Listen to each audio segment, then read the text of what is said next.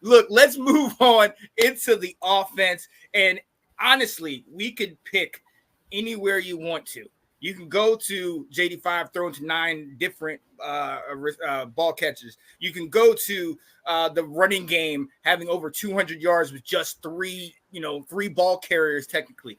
There's so many different places. But Will, I think we got to talk about consistency. 16 straight scoring drives from the Giants game to this. This is not like the teams that we've covered over the last 4 years. No. Consistency, efficiency. Talk to us, Will. This is beautiful. Yeah, it is. I mean, we've never seen anything like this. Even when Jay had good offenses, and even the RG3 2012, we never had any this type of offensive firepower we got. And one of the things that I was looking at, obviously, thank you for stealing all my stats that I was going to talk about there. But we've already gone through that. But it goes to the overall, where the biggest thing that I see in this offense is I don't know when they line up whether we are running or throwing the ball. And there used to be times when we'd trot out number 82, Logan Paulson, and he'd be right next to the tight end, but it's going to be handoff. Right. Or Lorenzo Alexander would come in as tackle eligible, big number 79, like, we're running the ball here, 2 yards. They're going to try and run it. Like everything just became so predictable. Or you're not running to Deshaun Jackson's side because he's not going to block the guy. And it's just, I don't know when we line up what we're doing. And I think you're seeing that with the team out there because, like you said, 9 different pass catchers. 3 guys ran for over 200 yards. They're getting chunk plays. They're getting chunk runs. They're getting chunk passes. JD is so efficient with the ball because I think he can, because I think we've got people right now through the first quarter of the season, just the defense is on their heels. And because they don't know if it's going to be a run or pass, all it takes is a second for that defender to be thinking, and the receivers passed him, or the runners already passed him, or JD5 has made his decision and he's either handing it off or keeping it. It's, it doesn't take much. And it's just a really, really dynamic offense right now that is fun to watch. Oh, absolutely. And I mean, we can talk about, we can talk about the run game and the line and the wide receivers, but I mean, we were excited about how Jaden performed second week, third week, fourth. But when you look at the numbers, you just get even more excited. Game 1, 71% passing. Game 2, 79. Game 3 was the only 2 incompletion game where he had 91%. And this one, he had 86%. In the last 2 games, he only missed 6 passes total. I mean, what can you say negative? This guy is balling out, man. So one thing that we need to give credit to, and I don't hear a lot of credit to it, is the pass catchers. Like they, but at the same time, Jaden's putting the ball where these guys can catch these balls. You know what I'm saying? Like he's pinpoint. So honestly, to your point, Sean, like he is balling out. He's balling out crazy. But there's 2 parts of pass and catch, you know what I'm saying? So we got to give credit to these pass catchers, because I'm trying to tell you, McCaffrey, he has the name, but the transition from quarterback to wide receiver, I was kind of sus. I thought it was going to take a few years for that. Journeyman like Zacchaeus. I'm sorry. Zacchaeus. Oh, yeah, Zacchaeus. Yeah. There you go. Thank you. Bless you. So a journeyman like him, you know what I'm saying? You weren't really thinking that he was going to be much of anything, you know what I'm saying? And Terry, y'all know my criticism, Terry. It's still there, but that man can catch a ball, bro. You know what I'm saying? He can catch a ball. So much credit to these receivers out there and doing their job and doing their part in catching this ball. You can see that this team believes in this man. And honestly, that's part of it.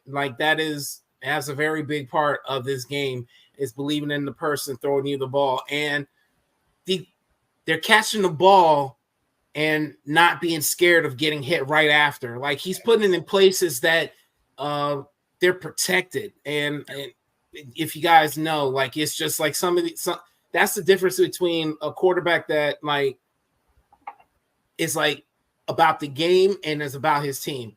You can be about the game and not give a F about your team. But if you care about your guys, you're going to put it where they can catch it and they're safe to catch it too. And he is doing that all like hands down. And I'm trying to tell you that I love this man. Honestly, it's almost RG3 love. Like it is, man. Like I love me some RG3. So yeah. Oh yeah. I wanted to piggyback off the wide receiver talk and you talk about cohesion, Ab. Alameda Zacchaeus is the guy. So this in week 4, he's our leading receiver. He also barely caught anything against the Bengals. He did nothing. And did you hear him complaining about it? No. Like every single guy out here, every game we have a different leading receiver.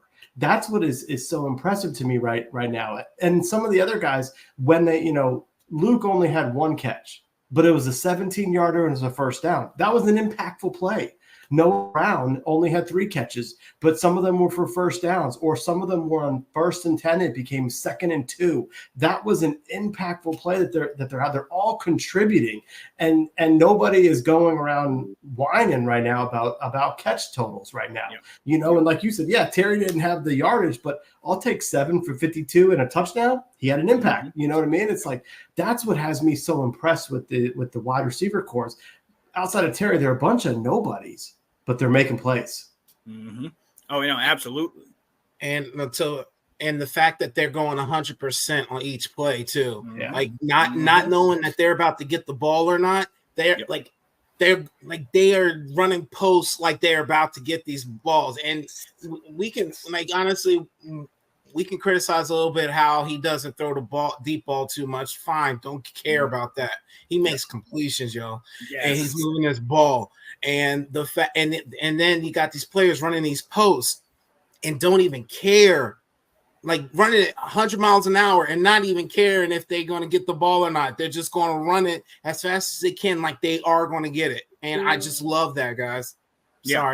Sorry to interrupt. No, you're good. No, you're good because I think we have to talk about that because that's a prime example of what I think Kliff is doing. I mean, there was over 200 yards in the passing game, over 200 yards total in the rushing game. It's everybody's getting a look. The wide receivers, doesn't matter the name, they're getting looks. The running backs are. And to your point, Ab, yeah, he might not throw it deep, but damn if he isn't efficient, man. Was it 21 of 23 last week, and then in this game 26 of 30. I mean, he's safe with it. He's doing all the right things, and even on that interception, and hey, here's my nitpick. Even on that interception, I don't have a problem with that because if you look, he threw it sailed a little high, but if he gets that thing down, he hits Terry right here in the chest. I don't think it was an egregious throw like we've seen before, where it's just like, no, Taylor, don't throw that. Don't throw that. You know what I mean? This one, you feel confident when he's throwing the ball, man. So we got to shout out Kliff for the play calling and how he's been able to kind of get the whole offense moving. Yep. So, I agree. But we can't stop. We can't go past this talking about offense without mentioning the running backs, baby. Because JD5 is okay. But no quarterback can do their thing without that running game. I know, Ab. I know you know what I'm talking about, big dog. I do, Sour. I do. Yes, sir. Yes, sir. You can't have a good offense without some good running backs. Come on. But you know what? It's key that I love. Almost 40 carries. Okay. Now that is Coach Meyer in there. Running the ball every other. I mean, come on now. I mean, 40 carries, and on top of that, B-Rob's getting his touch. We all had a question: what was going to happen with Austin Eckler not in the lineup? And we always have talked about over the years, next man up. But the next man has never come up and been able to put in that type of performance. Jeremy McNichols, he went ahead and took the best of the opportunity and balled out in this game, man. And you know what? I kind of think to your point of Will, and and Ab, everybody's just like, whenever you need me, I'm ready. And it just, they're together. The team is together, and it shows in this game, man. This offense was electric. Yeah. Yeah. Well, and the other thing that was important about McNichols was his runs were impressive, especially that second touchdown. He also, for the second game in a row, had key blocks in pass protection. Yes. And that's kind of the stuff that we don't see in preseason, to know what the coaches are seeing out there, to know what is the mentality of the players, what is their IQ out there, play recognition, but he's been in this league for multiple years. He came from San Francisco, along with Adam Peters. So clearly Peters saw something in him, that was like, I'm going to bring him in here. So, I mean, obviously kudos to him for getting his chance, because he's bounced around a lot, but he showed that he can do a whole lot more than just run the ball, which is huge. Mm-hmm. Absolutely. Go ahead. Can we honestly, I don't think any of us picked him to make the team. Mm-mm. You did. I had Riley. Wait, let's go back to the videotape. Go rewind it. Wait. Where's my challenge flag? Where's my challenge? I literally said, because Adam Peters brought this guy in. He didn't get much love, but to my point, I don't think he got much love in the preseason at all. Like, I think there was a lot of work from everybody else, and you're like, okay, this guy's got to make it. Yeah. But to my point, I myself did not think he was going to make the team. And honestly, journeyman, like, to me, it's like half and half. And especially if they're not the starter, you know what I'm saying? It's like half and half. They're going to make the team. But honestly, the fact that this man made the team, and he was active correct me if I'm wrong, he's been active every week, but just haven't gotten any playing time. And the fact that he was able to make the most of when he finally got that call, I love it, guys. Mm-hmm. I do. It's something, honestly, because once Austin Eckler gets better, he's just going to go right back down to that not playing. You know what I'm saying? Mm-hmm. And that's almost a crime, but at the same time, it's just, that's what it is. And I think he's okay with it. I think everyone's okay with it. They're okay with, I'm here when you need me. Just like that mentality. And I'm okay with it too. I really am. Oh yeah. It's amazing what winning can do. People are guys are willing to take on less of a role if there's going to be success and if you're having fun. Yeah, absolutely. And real quick, I think we have to address a position group that we were very unsure about, and that's that O-line. With the exception of Cosme, we were kind of looking at some of these guys like, well, maybe Tyler Biadasz coming from Dallas, but Allegretti, I know I was questioning, and we were all on here when Brandon Coleman was announced the starter, and was like, okay, maybe they see something in him, maybe they know what's going on. But in this game, no sacks. I mean, now Jaden helps with how mobile he is, but with the exception of the Giants game where I think we gave up 5 sacks, every other game has been like maybe 1 or 2. I mean, this is leaps and bounds. This is so far leagues away from what it was last year. I was thinking away. It's long ways away from what Sam had to deal with last year. That's what I wanted to say. You know what? I wanted Sean to say, this is leaps and bounds better than Sam Howell. That's what I was waiting for. All right, man, daggone it. We're doing better. Oh, man. Sam, hey, if you could, I still got my eye on you, buddy. Oh, geez. But look, this O-line is coming together. And to y'all's point, man, everybody is involved. Everybody's getting a piece. This is the first time, Will, you alluded to, that we scored over 40 points since I think that Dallas game on Thanksgiving. And we scored like 41. Right. And this is the last time we scored 42 points was, I believe, in like 2016. Or something like that. Like it's been a while. Probably was it the Packer game? I think. Yeah, we might have put up 40. Well, you're talking about the offensive line, and you're talking. One guy who's just got shredded in the last, what? He's played 17. He's played 21 games in Washington, was Andrew Wiley.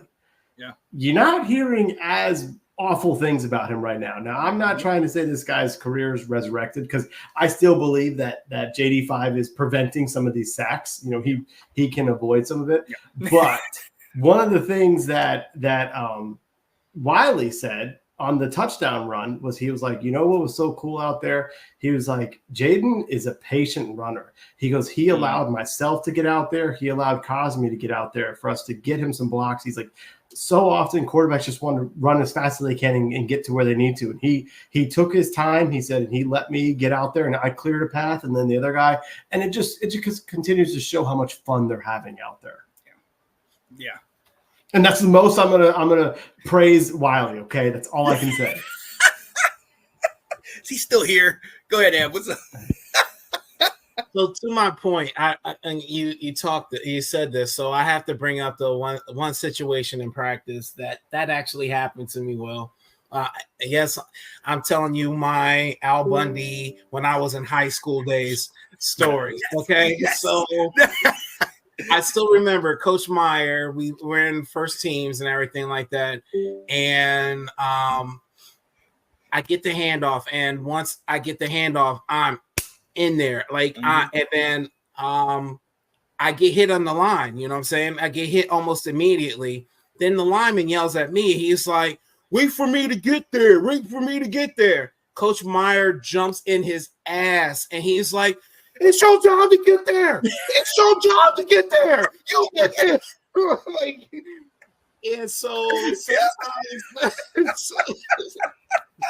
I probably have seen this part. I was like, "Oh, I'm gonna step back."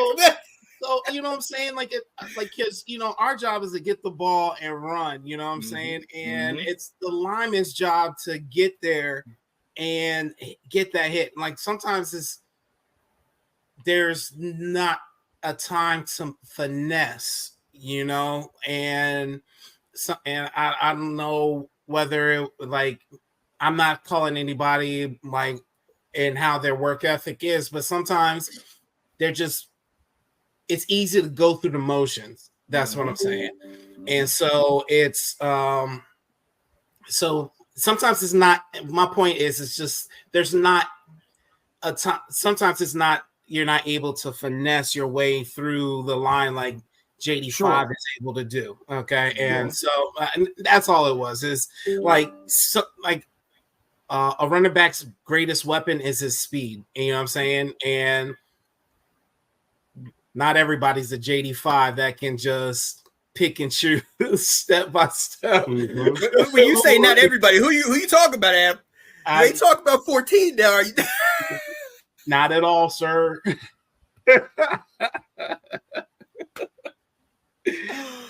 You know what? let's just get this out there, okay? I put myself on the line over the last 3 years for these other quarterbacks, and altogether they don't have what Jaden has. I am willing to admit it. All right, this is the best guy we've had in a very long time, and I, for one, I'm on the hype train. I'm on board, guys. I'm on board. I mean, it's easy to be, but you're right. Yes.